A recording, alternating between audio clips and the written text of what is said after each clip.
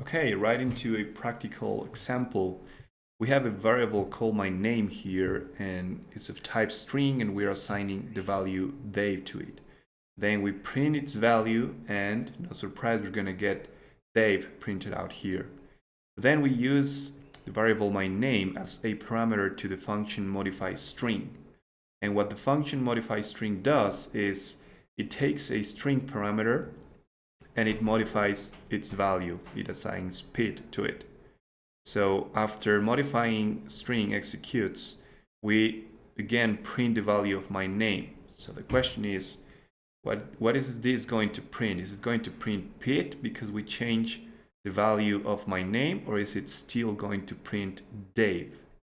If you want to know the answer to that and why is it that that happens in Golang, stay tuned. Hello everyone and welcome to a new programming tutorial. My name is Jairo. I'm a backend web developer, and when life gives me a break, I post videos about interesting challenges that I face in my day-to-day job, or I try to explain complicated concepts in an easy way. So if this seems interesting to you, consider subscribing. Today's topic is using pointers as function arguments in Golang. So without further ado, let's jump right into an example. Okay, so to answer a previous question, if we run this code, you see that we get Dave printed out both times, right? So the first time and after calling modify string. So you've probably found similar scenarios where you want to modify the value of something inside a variable, but for some reason the value doesn't get modified, or the other way around. Maybe you didn't want that value to be modified, and it was. So to understand what is going on, it's really important that we know what passing by value means. And you might have heard in other programming languages that there's a difference between passing by value and passing by reference. Well, the good news is that in Golang, everything is passed by value. So forget about passing by reference. So to help us understand what is going on, I've created this table, which is basically representing what Golang does in terms of memory allocation. And basically, we're going to have 4 pieces of data for each variable: its name, its type, its address, and its value.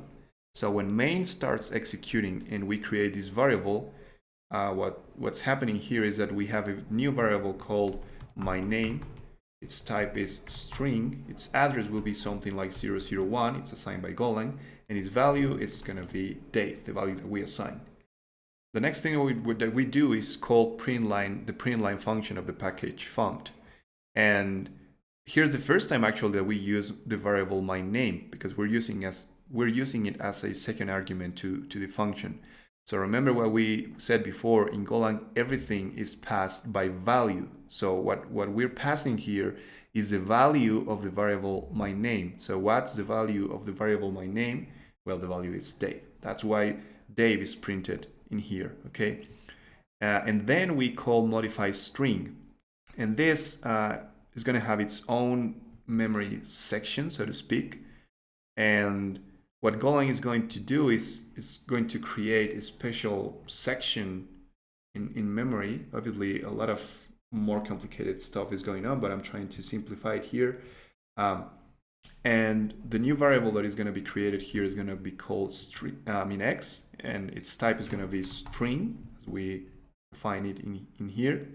Its address is going to be something different, let's say 002, and its value is going to be the value that we pass as a parameter. So again, in Golang, everything is passed by value. So here we're passing the value of the variable my name, which is Dave. So that's the value that x takes, right? Then what this line does is to assign a new value to the variable x, okay? So we're actually changing this value right here. Okay.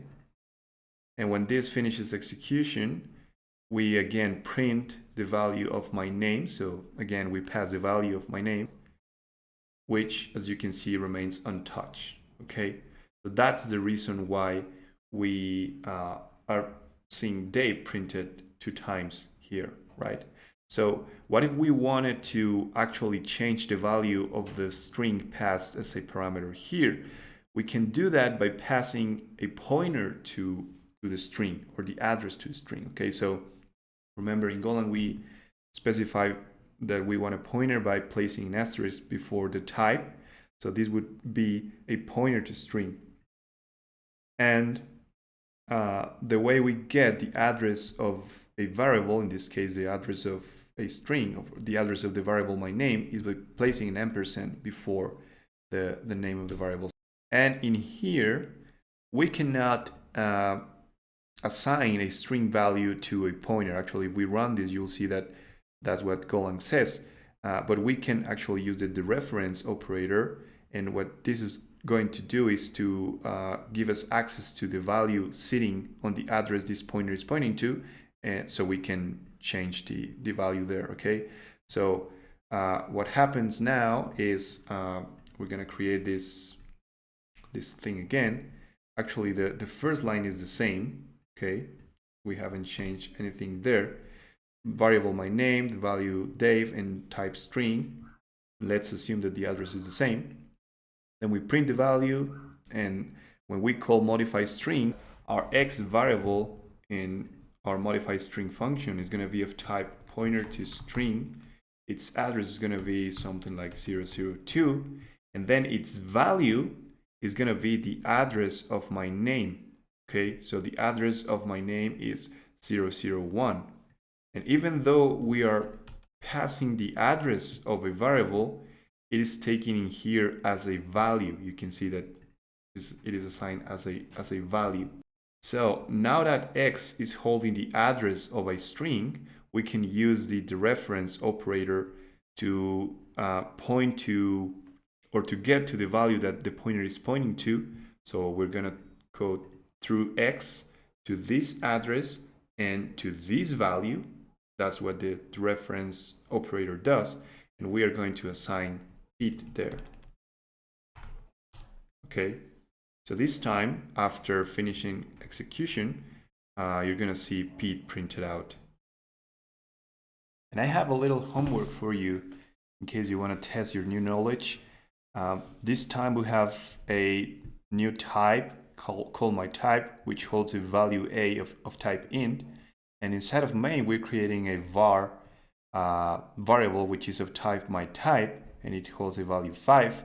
We print that value, and then you have to implement a modify my type function that changes value a from 5 to 6. So we want this to print 6.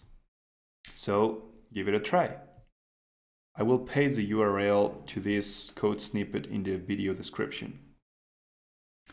Well, my dear friends, that'll be all for today's video.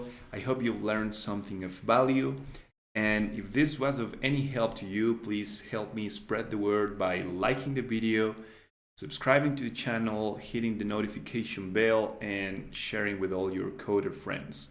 And if you'd like me to talk about something specific, leave a comment and I will try to make a video about it in the near future. And remember that programming is for everyone. Happy coding!